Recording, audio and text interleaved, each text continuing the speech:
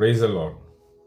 இன்னைக்கு யாக்கோபு 3ஆம் அதிகாரம் பார்க்குறோம். இன்னைக்கு எதை பார்க்குறோன்னா, நம்ம சரீரத்தில் உள்ள ஒரு பாட்டை பற்றி தான் பார்க்க போகிறோம். எதுனா நம்மளுடைய நாக்கு. இந்த நாக்குனால எத்தனை பேரை நம்ம திட்டியிருப்போம், அசிங்கப்படுத்தியிருப்போம், கேவலப்படுத்தியிருப்போம்.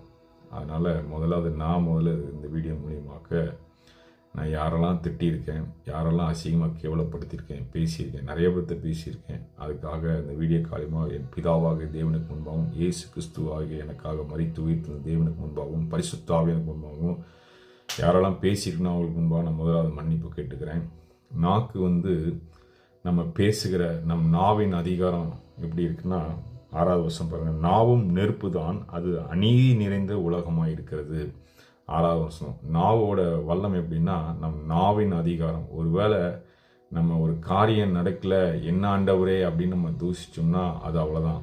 ஆண்டவரை விசுவாசித்து இந்த காரியம் எனக்கு நடந்தே தீரும், கர்த்தர் எனக்கு செய்வார் அப்படின்னு நம்பினீங்கன்னா அது கண்டிப்பாக நடக்கும். ஏன்னா பிசாசும் நாவில் தான் வச்சுருப்பான் அதிகாரத்தை. அதனால் ஆண்டவரும் நமக்கு நாவுனால தான் அதிகாரம் வைத்திருக்கிறாரு.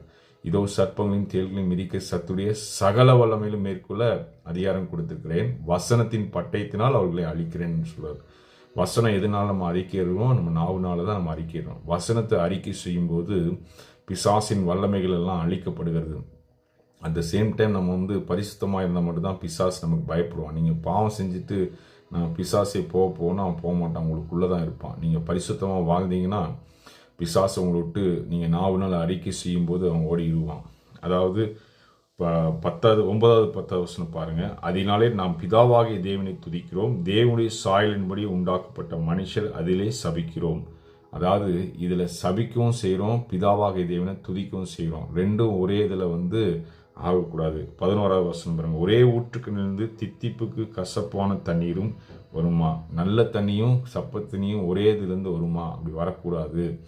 கிறிஸ்துவுக்குள் இருக்கிறவருங்க, அதாவது இயேசு கிறிஸ்துவை ஏற்றுக்கொண்டு மரித்து உயிர்த்தெழுந்து எனக்காக மரித்து உயிர்த்தெழுந்து வந்த தேவனை ஏற்றுக்கொண்ட மனுஷர்கள், கிறிஸ்துவுக்குள் இருக்கிறவர்களுக்கு உங்கள் சிந்தனை பரிசுத்தமாக இருக்கணும், உங்கள் பார்வை பரிசுத்தமாக இருக்கணும், உங்கள் வாயின் வார்த்தை பரிசுத்தமாக இருக்கணும். அதாவது ஒவ்வொரு செகண்டும் நீங்கள் கவனமாக ஒரு வார்த்தையை பேசுவதற்கு முன்பாக அந்த வார்த்தையை கவனமாக இருக்கணும்.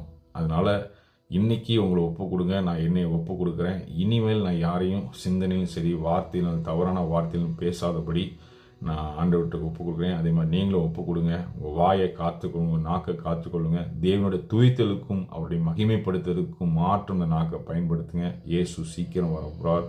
மனம் திரும்புங்கள், பரலோக ராஜ்யம் சமீபமாகிறது. ஆமேன்.